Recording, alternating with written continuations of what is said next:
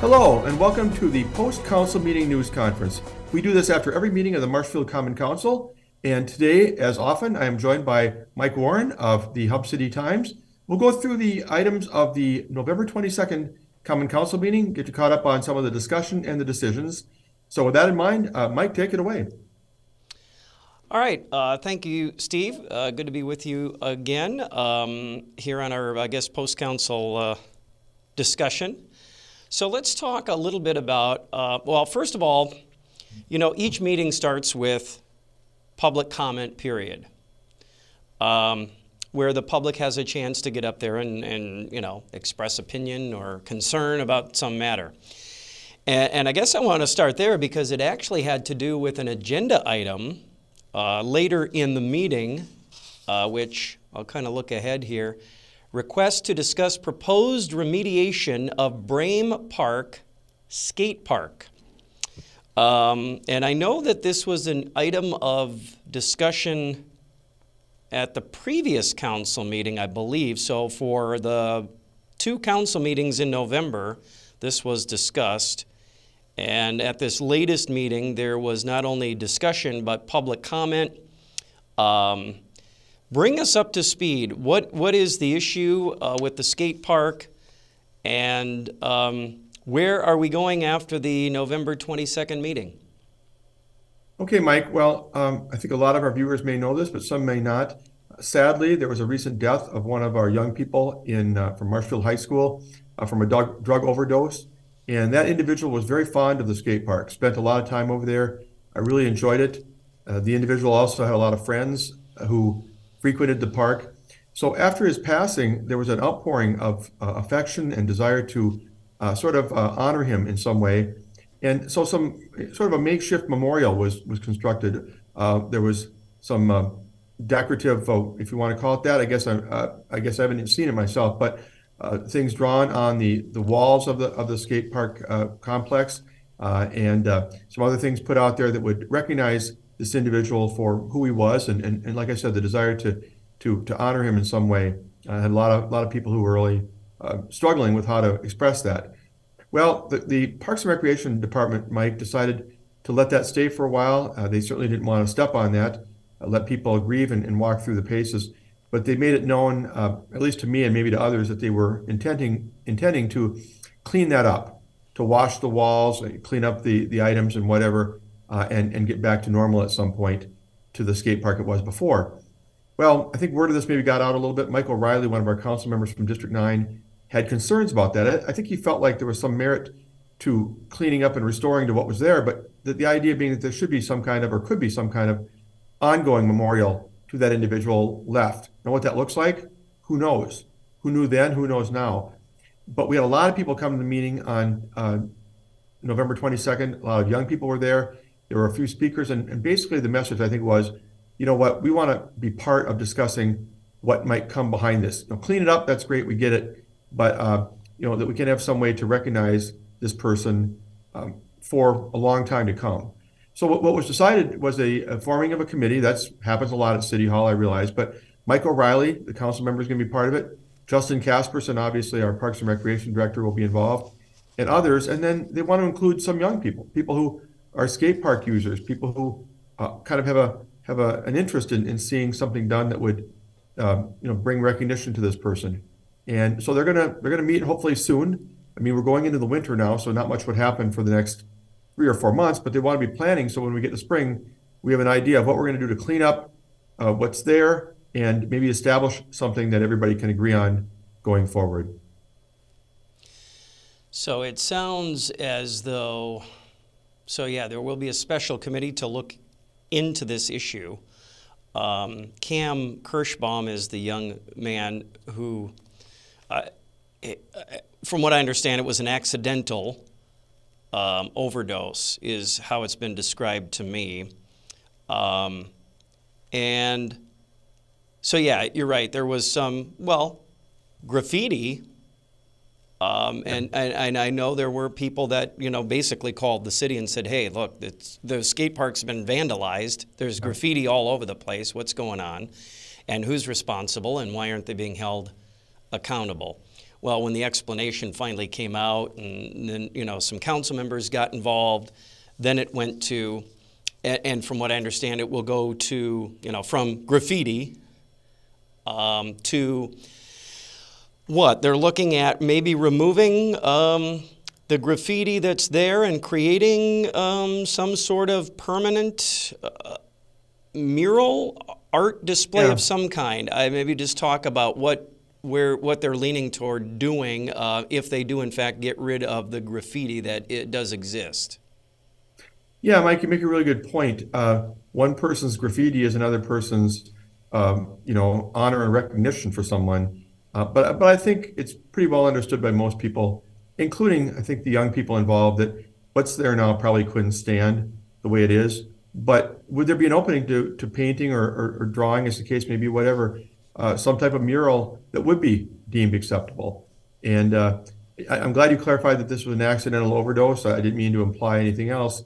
But I mean, this person used the skate park a lot, and to recognize him in a meaningful way, I think it's healthy for all the people involved, the young people who knew him and liked him and enjoyed being out there with him. It's a matter of being tasteful and appropriate and something that other users will be acceptable for as well. So it sounds like we could look for something, next spring going into the summer, some sort of art or mural display down there. And I understand they're going to get, I think the discussion at the council meeting was even getting some art teachers involved, running this through Parks and Recreation Committee, making sure that it's done in a tasteful manner and yet artistic. There are guidelines. I'm not sure what the city has in place, but in other words, making sure this gets done right so that all parties involved are happy and satisfied with what is done in a in a city, and this is a city recreational facility, so it's got to be done up to certain standards, right? Yeah, in fact, we talked about the speakers from last night. That we're taping this on Wednesday, the 23rd, but one of them actually raised some concerns. The very first speaker, I think, indicated that she was from Mosinee and made it clear that be careful how you do this because there's a lot of people who come from elsewhere to use this park.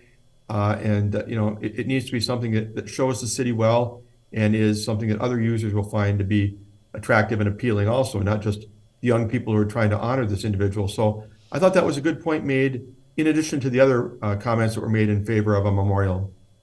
Yeah, I think you're referring to Jan Moen, who was involved with even 20 some years ago, the initial fundraising for the skate park, and whose grandson, she said, visits from California, and when he goes down there, he's accepted and welcomed in by the local kids, and they even show him, how to do some stuff, and hey, have you tried this? And very welcoming group of young people down there, but obviously concerned, hey, look, I don't want to, me and a lot of other people put a lot of time and effort and money into this thing 20 years ago. We don't want to just see it, sort of undone or dismantled, or not. That's not the right word, but sort of changed in a way that that wasn't our intent. And so there is that side of the equation too. Like you gotta keep in mind that a group of people 20 some years ago put a lot of time and effort into this, and we just don't want to see it, sort of undone or whatever. Yeah, I agree, Mike. And this is a good opportunity for us to demonstrate to the young people involved, the high school students, for example, that, they'll be heard. Yeah. I think when I was 17 years old, if someone had said, hey, Steve, you ought to go down to the council meeting and tell them your ideas, I'd probably think that, yeah, well, the answer will be no, no. Oh, and by the way, no. But this is an opportunity to show them that we hear you, we appreciate what you're saying, and we do want to see something there, provided that it's done in a manner that all can accept. So give us your ideas and we'll try and work through them to come up with an acceptable solution. Okay.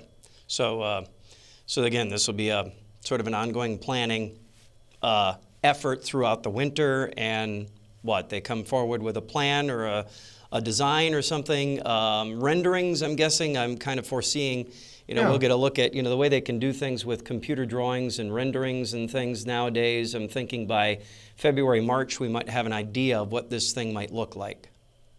Yeah, I think under our system of government, I think you'll see it go to the Park, Recreation, and Forestry Committee first. And I would guess that would be probably within the next 60 days, and then come forward to the council after that. So, and we've got time, and, we live in Wisconsin. But we don't want to get behind on this. They want to get the committee going right away with the goal of, I would think, probably around February, being able to talk about some ideas that they might want to pursue and what it might look like. Well, and the other thing I want to go back to quickly on this before we move on is that Alderman O'Reilly was clear in his comments in that he said, I want to make sure this is done with no expense to the city of Marshfield. I mean, is that feasible? He said it twice in his comments. He wants to make sure that this is somehow done so that this isn't going to cost the city a lot of money. Has that even been explored? He didn't really say.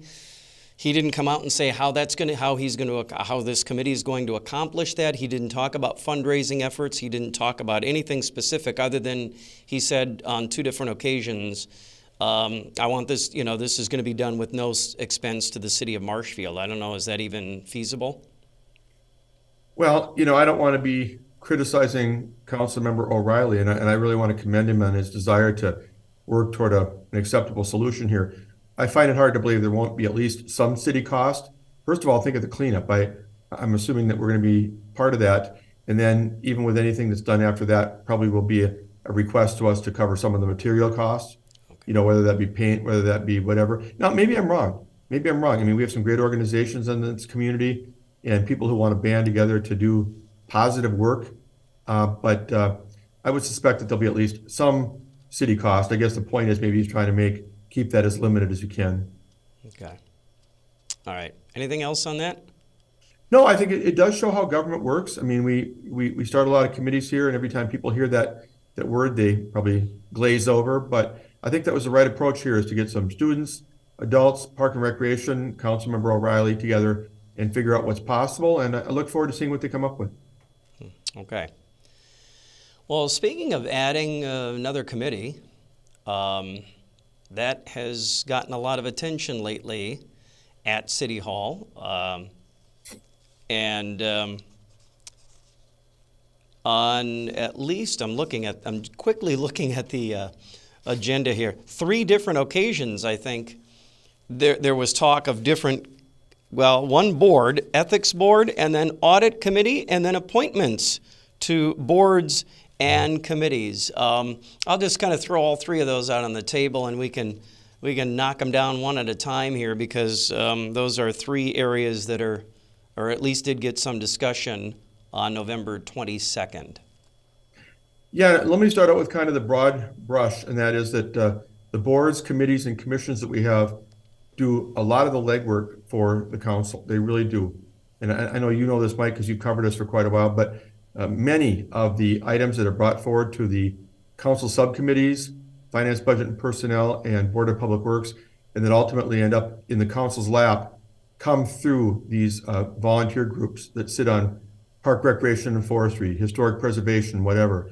And here are a few examples. In fact, one of the 3 you mentioned is going to talk about not a specific committee, but how do we determine who is allowed to or eligible to be on committees? Yeah, so the first one that came up with was Ethics Board, and I know this is something that goes back maybe a year or so. They created an Ethics Board. This was a staff update presented by you at the council meeting. What was the update? Well, this was kind of put into place about 2 years ago. Ed Wagner was a big part of getting it going. The thought being that we wanted to have some kind of a mechanism to provide accountability to officials in terms of hearing items, discussing them, voting on them. So the focus of this is really not employees. This is not about city employees. It's about council and the various boards and commissions that we're talking about. In other words, if Mike Warren, was sitting on, the Economic Development Board, and, there was something being discussed, and boy, Mike, your brother is a contractor and he's likely to get that contract. What happens? Can I discuss it? Can I vote on this line item in the budget or in the agenda? So there's 2 things that we're after here. The first one is after the fact. The second one is before the fact. So the first one would be, I'll keep picking on you if that's okay. All right? Yep, sure. Okay. Mike Warren discusses and votes on an issue at a committee that ultimately, in the end, it comes back to whether or not there was a conflict of interest. That could be brought forward, and there could even be a hearing held as to whether Mike Warren acted appropriately or whether or not he did something that was a legal conflict of interest. And if he did, what should come of that? The other one, the one we're hoping to see more of, and we really have so far in the only cases that we've seen, is the proactive one, the before one, where Mike Warren comes forward and says, like I said a minute ago, the meeting's coming up next month. I'm concerned about it. I don't want to go into a bad place. Here's the circumstances. Could you guys talk about it and then advise me? Do I have an issue here or do I not? And they would meet and they get back to you and say, Mike, we looked at it and given the relationship between you and the contractor and everything else, we don't think you have a problem. You're free to discuss it and vote on it. Or they might say, look, you might want to back away from this one. It could look like you have a conflict of interest. The board started meeting in early 2021. They met 6 times during 2021. At 2 of those meetings, they actually had closed session discussions, both times in a proactive form, where someone came to them and said, before I vote, before I discuss, tell me, am I in the right place or not? And they got back to them with guidelines as to how to proceed. We've had no hearings that have been after the fact where someone did something highly questionable. That has not occurred as yet. But I think the concern that brought this back to the forefront, the reason they wanted it to be on the agenda as an update from staff, was that they haven't met now since the end of 2021. So they've gone almost all of 2022 without meeting. Well, the understanding was once they got up and running, got trained, understood their role, they would probably only meet when there was an issue to hear. And there hasn't been anything like that. So at the end of my presentation, Mike, I said, you know what? It's been almost a year. I think when we start out 2023, I'll get this group together, make sure that they're all on board, talk a little bit again about our roles, our mission, those kind of things. And it's kind of like an organizational type meeting again. We will have a new person coming on board potentially in April. It's a 3-member board that's staggered 3-year terms. So every year somebody might roll off if they choose to, if they're not appointed. We even had that conversation last night. Is it a council appointment or is it a mayor appointment subject to approval by the council? And I think it was determined that really the council is supposed to take the lead on this one, similar to when they vote on the utilities commission members. But all in all, what I try to tell them is they've done good work. They understand what they do. They've heard a couple of cases, if you will, but they need to be brought back together just to make sure that we're all understanding our roles. So then the audit committee came up again. It looked like second reading to basically create an audit committee for purposes of what? I'm trying to remember the discussion. Basically just another layer of oversight given our recent history in terms of some financial snafus that have happened here, costing the city considerable dollars here, shortfalls, whatever you want to call them. So then they came up with this idea of an audit committee that would be separate from finance department, separate from audit, from what, the company that does the audit for the city of Marshfield. I'm not sure. Where would an audit committee fit in? What was the discussion and the vote? Well, and ultimately the vote was 8-2, by which I take that there's a couple members who did speak from time to time during this process who think that it's just another layer of government and that we have enough layers of government. But I think the prevailing view was that it might be helpful and we ought to look at it. This would be a group of 3 people who would kind of oversee the audit process, and be keeping an eye on what's going on, how it's being done, how the field work is being accomplished, having interactions, I would guess, with the auditors in terms of what they're finding, those kind of things. And I think that, there were comments made last night to say, look, hey, we're not trying to be disparaging toward finance staff or city employees or anything. It's just another safeguard to make sure that the council is independently finding out from someone working directly for them if there are concerns. And I think, Mike, if I can throw this in, I think one of the things that may come up in a future meeting, and I would like to drive this, is what is the role of an auditor? Because there have been concerns about our current auditor. Why didn't they bring this up to us? Why didn't they flag this? Sometimes we have to remind ourselves exactly what their role is and make sure we're on the same page, because we may be looking for something that is their responsibility that they're not accomplishing for us and raising the red flag, or we may be looking in some cases for something that they don't feel is their role. I mean, they're making sure all the money ties out, and whether we want to put $200,000 in this fund or that fund, as long as the monies are accounted for, they're not judging policy so much. So that might need to come up during the process too. But I think everybody, including staff, understands and appreciates the desire to have that layer to provide more oversight for the council in terms of if there are any things concerning that may be coming out of the annual audit that they're brought to the forefront. So then, audit committee, you would be looking for people in the community to serve on an audit committee with a background in finance. Yeah, and I think the ordinance itself only refers to one person as having a financial or accounting background, but I think the intent is that ideally all three would. I mean, think about what you're going to be evaluating. If you're someone who has no financial or accounting background, you may not be well skilled in terms of understanding what you're being told by the auditor and finance staff during that process. So ideally, Mike, I think you're right. You're looking for people that have that financial background to serve on this body. And would that be all three? Or, I mean, a lot of times on a lot of these committees and boards and things, there's like at least one alderman and somebody, I'm not sure. What would this be all? Would this be three people from the community? Yeah, three people totally apart from city government. Okay. No council, no staff, three people totally separate from what we do in our normal operation. And that's to provide that extra level of separation that would allow them to be independent. They're not concerned about what the mayor might say or the city administrator might say during the process. They're just making a judgment on their own as to whether the things that they're picking up on are concerning. Okay. So that did pass 8-2, so that gets formed when? Well, I don't know if that came out very clearly. In fact, we talked about this a little bit at staff meeting this morning. What happens next? Who's responsible for bringing names forward and getting that process underway? It's been kind of a council-driven thing to this point. So I need to find out from talking with the mayor, council president, city attorney, who takes the ball and rolls now. But I would suspect you're going to see this be put into place, in early 2023. Actually, the audit process starts soon here. We have early field work, preliminary field work being done in a couple weeks by our auditor, but the brunt of it will begin as we get into 2023. So look for appointments to be made, I would think, in the next, 30 to 60 days, hopefully. And then there was another general discussion and actually a first reading of an ordinance. These ordinances go through 2 readings. The one we just talked about was the second reading, so that's when they can vote on it. Before it can have a second reading, it gets a first reading.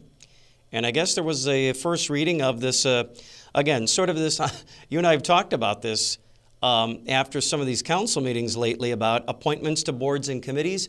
Who, what, when, where, why? How do we determine who's eligible to serve on these things? Where they got to live, what excludes them, what includes them. This was the first time, I guess, the attorney came back with something in writing to say, here's what I came up with, what do you think, right? Well, and I kind of flagged this and I kind of pointed out to him that this needed to be a first reading again, even though we had a first reading back on November 8th, because now coming out of the discussion on November 8th, Mike, was altering the Utilities Commission part of this, and that's a separate section of the code, section 14. So whenever you're amending more than one section of the code and you haven't called it out, you really need to do another first reading. But this is kind of becoming a mini series or a, is it season 3 of committee appointments? And I'm not saying that to make light of it or to make fun of anybody. Yeah. It just been a lot of tough discussions about who ought to be eligible to serve on these committees. I think we're close now. I didn't hear a whole lot of negative comment last night. Maybe there'll be a few people who still don't like the way it turned out. There are some people probably who still believe that no one who's not a city resident ought to be on these committees because we're talking about tax money. But I think we've long since identified that there are circumstances when non-residents may be beneficial to our boards and committees, and hopefully we're nearing the end. Okay. Well, we're not. This is actually a Netflix documentary now, so it's going to go on forever. I think we're in season 2 now, so. No. Yeah. Real interesting discussion, though, because it does clarify the boundaries, where you can and can't live. I mean, it defines everything in terms of who's eligible, who's not. Well, And it depends, and it also depends on, which board or committee or commission are we talking about? yeah, no, true. And really, part of the catalyst for the recent discussions was a person who put down on her letter of interest for serving on one of our committees that she's been a longtime city resident. And she was not trying to fool us or trick us. This individual lives just outside the city limits, but in her mind, lived here in this area for probably her whole life or whatever, but, goes to school, church, grocery store, banks, does everything here in our community and probably didn't think of it any differently. So the question that comes up is, under what circumstances do you want to entertain somebody from outside of the city limits? A lot of people who live within 5, 10, 15 miles of the city have a real commitment to us. I mean, they feel like that this is their home, even though they live in the town of McMillan or the village of Spencer. But some committees and boards, it may be more appropriate for non-residents to serve. We've identified them. Economic Development Board is probably one of them because we need people with skills in finance and realty and those kind of things who can help us do deals to bring companies to town. You might not find those in city residents who are interested. So the matter is all about finding that balance. Yeah. Well, and a lot of times too, there are gray areas. You just mentioned them, but where do my kids go to school? Well, I live in Chile, but that means I'm in the Marshfield School District, or what I mean. So a lot of times, people define where they live by where their kids go to school, even though they might not live within the city limits. They live in the school district of Marshfield, which obviously extends beyond city boundaries. Yeah. And even if you look at our own utility, even our own utility is another good example. The boundaries in which the utility has customers, that those boundaries extend beyond the city limits of Marshfield. The Marshfield utility map or footprint goes beyond the city as well. So you may live in an area, you get a bill from Marshfield Utilities, you live out in the country, but, well, I live in Marshfield because that's where my utility bill comes from. So there's a lot of those gray areas that sort of define for different people where they're from and where they live. There is. Every committee and board is different, and you've called it out really well. There are some where it's appropriate to maybe have non-residents. Others, maybe you think, what, we really want people who are paying taxes for the city of Marshfield that we want to be a part of these kind of conversations. It's not a one-size-fits-all. Yeah. I'm hopeful, though, I'll be honest with you, that this gets approved on the 13th of December, if for no other reason than the fact that we want to move on. We've got appointments coming up again soon around the corner, and we want to be ready for it. Okay. All right. I want to move on to, I'm going to save the big one for the end here. There was referendum talk, and we're getting to that, and we're sort of burying the lead here. Maybe it should have been closer to the front of the program. Hopefully people are still with us, but referendum, and we'll get to that in a second. I want to just cover this. There was some talk about grant writer position, finding a grant writer for the city of Marshfield, which I think you pointed out during the meeting. And as soon as you said the name, I thought, oh, I remember Jordan Ott from a few years ago, and the fact that we have had a grant writer before. We haven't had one for some time, but now there's some talk about maybe bringing that position back. Yeah, one of the things that comes up sometimes we talk about grants is you don't know what you don't know. So we oftentimes get hit at City Hall with, well, aren't there grants for that? I mean, you want to build this, you want to redevelop that. Don't you know about these things? Well, we have a lot of staff people who, we do get emails, we do get publications, we do hear about some stuff going on at the federal and state level, but we don't know exactly what's available to us. And not just finding out what might be available, but are we eligible? What would the application process take? Do we need special technical help to write an application? Do we have the staff to administer the grant when we're done? Some of these have a lot of strings attached and those kind of things that you have to follow. But you're right, when we had Jordan Ott back in 2012 through early 2014, a little over 2 years, Jordan was an employee of the city, the school district, and the CDA. I think she was technically considered a CDA employee, with the school district and the city paying a lot of the cost. But that individual's goal was to be digging into possible grant opportunities, bringing them to the forefront, investigating them and seeing whether or not they were really viable. I mean, could the city of Marshfield really apply for this and have a real chance of getting it, as opposed to a pipe dream where, everybody's going to apply from Philadelphia to Chicago and you might as well forget it. And at first, we did have some positive results, but as we got down to the point where then Jordan actually took another job and left the city, we were getting to the point where some of the grants seemed like they were drying up a little bit. At least that was the perception. So we didn't continue the program.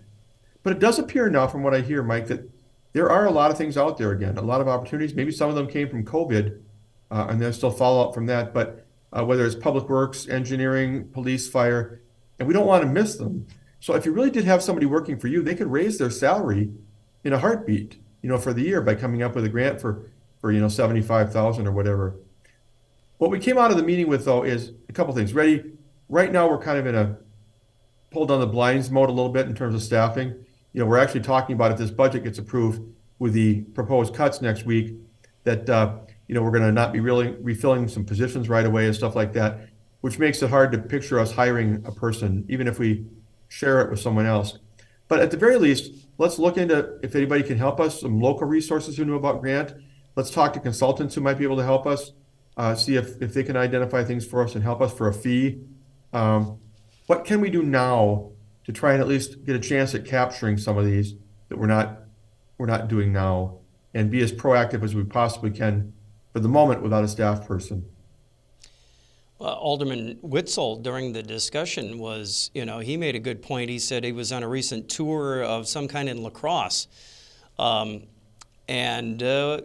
time they looked at something, he said it seemed that, oh, and by the way, we did this with a grant, or we got, a grant covered part of this, or a grant covered all of this. And, oh, by the way, this was done with a grant. And he just said it seemed that, they got a lot done in their city by getting grant money.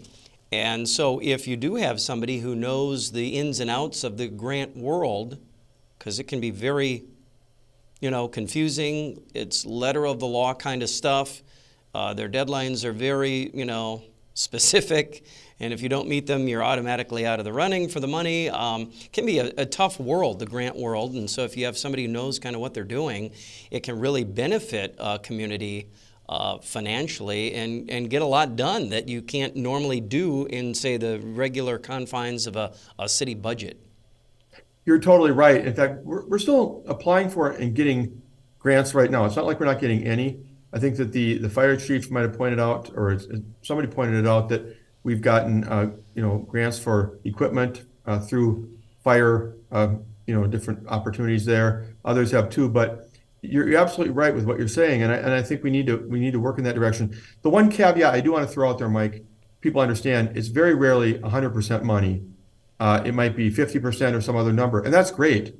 But you have to also be prepared that if you do get this grant, you're going to maybe pay 25, 40, 50% of the cost. Have we budgeted the monies to cover our share? But it's a great opportunity whenever you get federal or state money to do something that otherwise would never get to the finish line. We want to pursue it. And I think someday we probably ought to look at the either a part-time grant writer or a full-time one that we share with others, like the school district or perhaps the tech college or somebody, because there are opportunities that the average person doesn't have time at their desk to explore. Okay. All right, now the big one that I mentioned, referendum. And, you say that word and people kind of perk up and go, oh, okay, now what am I voting on? Well, nothing yet, but there was an agenda item that said discuss possible referendum for public safety funding. And this was presented by you at the council meeting, so maybe present it to us. And where is this going to from here now? Yeah, Mike, well, I think people are beginning to know more about this idea that we're having a hard time funding our ambulance service. And, part of it, certainly was on us, the fact that we weren't allowing for, the uncollectibles from some of these accounts, over time. We weren't writing off as many as we should. And that gave us a little bit of a false impression as to where we stood with our fund balance. But beyond that, I don't mean to minimize that, and we're getting that corrected now. But really, it's really hard on cities and villages all across Wisconsin trying to run fire EMS services. I mean, you and I have talked about it before. The reimbursement rate on Medicare and Medicaid has been relatively flat. So, 70% roughly of our customers are Medicare or Medicaid. So if 2/3 of your customer base is only contributing a certain amount and you have to write off the rest, you have to write off the lion's share of it, it makes it hard to run a business. And that's happening all across Wisconsin. So usually I think of referendums having a really hard chance of passing, but there were 20 referendums for police, fire, and ambulance services across Wisconsin on the November 8th ballot. And 17 of those, 85% passed, which is really hard to believe, given that you have to have taxpayers voting to increase their own taxes. How often does that happen? But I think the realization is that without a little bit more money coming into the mix, do we have the right number of police officers, the right number of firefighter paramedics? Do they have the resources to do their job? Because police and fire, if nothing else is provided by your local municipality, is the thing people most expect. My house is burning. I'm being attacked by somebody in my own home. Is someone going to come? And people want to know that. So I think that's why some of these requests for additional firefighters and police officers are getting support in referendums for additional taxing money, because people realize that if they don't, they may be compromising public safety. So my point last night, really, it was to present to the council the basics of how this would work. What's the timeline for a referendum, which Jessica Schifferl, our city clerk, has outlined. We would need the council to approve a resolution, including the specific referendum ballot question wording, by the first council meeting in January, which would give almost 90 days then prior to the April election to get that in place. So there's only about 45 days or so here to formulate that. And I also explained to council that if they want to do this, if they want to do it right and have a real chance of passage, they really need to do a robust campaign. You can't just say, well, here's a referendum. We need people to be firefighters and paramedics. You need to have written materials, maybe a video, other things to tell the people why this is important, why this funding is necessary to keep it running the way it is, and answer some of their basic questions. So, if we decided in early January and the vote was in early April, that's not a lot of time to put together, implement, and bring forward what I'll call a robust public campaign. So you have not even gotten to the point where you're talking, dollar amount. What specifically would that funding, go for? Who are we going to hire? What are we going to pay for if it is approved by voters? I mean, the specifics of this are not. You're just in the very early stages of, do we even want to do this? Do we even want to present something for a ballot in April? Correct, Mike. And the starting point is the fact that there are 3 firefighter paramedics that we have not replaced. In other words, we're running on 3 fewer than the service really could use. And so maybe one of the options I bring forward to the council would simply be, do we want to ask the taxpayers to fund on an annual basis additional roughly $300,000, for lack of a better term, $100,000 a piece for a firefighter paramedic when you factor in pay and benefits, health insurance, and FICA and those kind of things. Maybe a little bit more than $300,000, but is that where we want to put it? Or do we want to say, looking ahead, really to be the service that we want to be, we got to look at something a little bit more rather than come back to the well later and say we didn't get enough from the taxpayers.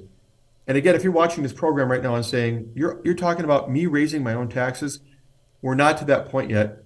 We're trying to evaluate the need and whether or not we could present something to the citizens that would be beneficial in terms of keeping the service up and meeting the criteria for what a referendum is supposed to be. So this has to be decided on soon. I think, I'm trying to remember the discussion. Did they talk about bringing it back in by the end of December already? Yeah, they directed me to bring something to them by the second council meeting in December, which was moved up last night to Tuesday, December 20th. Okay. That would give them a meeting to go through it in depth, give direction, and then I would come back at the first meeting in January with request to approve a resolution that includes that ballot language that we could send off to Wood County and begin running with and begin our campaign with. Now, one other thing I should say, people might think this is all rushed, and it does seem kind of hurried. We did talk about, could it be done later? the thing is that the next regularly scheduled election after the April 2023 one is, believe it or not, early 2024. Maybe April 2024 or possibly February of 2024 if there's a primary for the spring election. But that's 10 months between April 23 and February 24, when we'd have to have, if we were going to do this, a special election that we'd have to pay the full cost for. And when you do a special election, oftentimes you don't get the voter turnout. We could do one, let's say we did one in August or September. We'd be responsible for the entire cost of that election, and we'd probably get a lot fewer voters coming to weigh in than we would if it was combined with school board or governor or something else. So the timing of a referendum is important as well. I might also add, I know you're thinking this, that the school district is floating the idea of a referendum in April that's a lot larger than what we would be bringing to the table. Well, is it okay if we conflict with them? Does it matter? All those kind of questions are being talked about right now. Yeah, I think you guys would probably be in the neighborhood of 1 million, maybe 1.5 million. They're in the million of a. They're in the area probably of 100, maybe not quite 100 million, but I mean, it sounds like it could be I think, like Alderman Wagner said, the mother of all referendums, it sounds like, is coming down the pike here from the school district. Yeah, they would definitely dwarf us. I mean, it's really not apples to apples. But, normally cities and school districts and, they don't normally like to have referendums on the same ballot because it puts the voter in a certain position. But it may happen here because we are otherwise looking at almost a full year of bringing forward something that is really being identified as an important imminent need to make sure that we can keep the ambulance service running along well. Yeah, and as Alderman Fire pointed out during the meeting on the 22nd, said, yeah, we can put it off, that's fine, but now you're going a whole nother year, at least a whole nother year, with an understaffed fire department. We're 3 down already. We're potentially looking at, again, another year of not doing anything at the police department. I'm not sure what the need there might be in terms of staffing or whatever, but he made the point that, if we delay this, that's a whole nother year where we're not, filling these gaps that we already have and have had for some time. Yeah, the concern is I know that people want to be thoughtful about this, and I want to be thoughtful about what would a package look like to make the ambulance service here as sustainable long-term as we want. But the clock is ticking too in the sense, and I'm not trying to panic anybody, but when you're down 3 firefighter paramedics, I mean, that just really puts a lot of burden on the remaining ones. And the call volume is up. If you ever talk to the fire and EMS staff, you'll hear that this is going to be, the way it looks, the highest call volume we've ever had, more than 4,000 calls. And, you have more calls and fewer people. You don't want to see people saying, you know what, I'm going to look to work in another city. I'm getting burned out here. I'm not saying that that's happening, but I think we're moving in that direction by not having enough people. And we want to try and get that corrected if we can. All right, that's kind of all I had in terms of the highlights of the meeting on the 22nd. Was there anything else that came out of the meeting that you can tell us? Not particularly. We had closed session, as we often do. We discussed a couple of development type proposals. No action was taken on those. And then I gave an update to the council on the status of some legal matters. I know we've talked in previous programs about the clinic case as far as the request for tax exempt status on the east wing and the main clinic building. And there's some other employment related cases. And I just gave them an update on the status of where those are at. Nothing dramatic. But I think you've hit the main points. I think the last thing I want to leave people with, Mike, if we can talk about it for a brief second, is the public hearing on the budget set for Wednesday, November 30th at 6 o'clock. Oftentimes, that's kind of a real short, perfunctory kind of meeting that we have to have in order to move to the tax bill preparation. This year's been kind of a different year. On November 10th, the council made roughly $800,000 worth of cuts. So the proposed budget that's going there on the 30th is the one I started with, and then the reductions that they made. So, the public, if they're interested or have questions, they should certainly call me or call somebody else to find out what some of those cuts might be.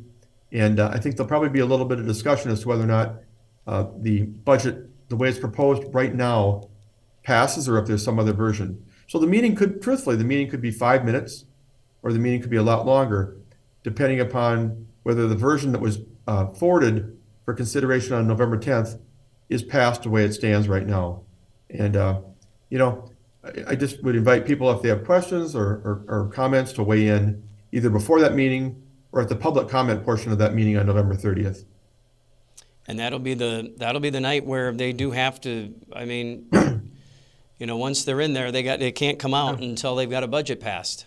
No, I've literally told them that it doesn't matter if it's 10 o'clock, midnight, whatever, you're not leaving until you pass the budget, because we only have 2 weeks after that to get the tax bills prepared. We don't have time to schedule another meeting. That's not going to happen.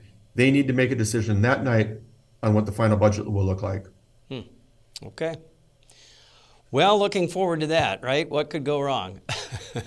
Yeah, and it'll be interesting. I mean, a lot of good input on both sides, and we'll see what they come up with. Okay. Well, thanks as always, Steve, for the opportunity to talk about what's happening in the city of Marshfield. You're welcome, Mike. Good talking with you as always. I wish you a happy Thanksgiving. You as well. And all our viewers, the same thing. It's one of my favorite weekends of the year. A nice 4 days for most people, not everybody, but a lot of us to kick back and really count our blessings. So on behalf of Mike Warren, we thank you, Mike, for joining us representing the Hub City Times. This is Steve Barg, City Administrator for the City of Marshfield, saying thanks for tuning in, and we'll see you next time.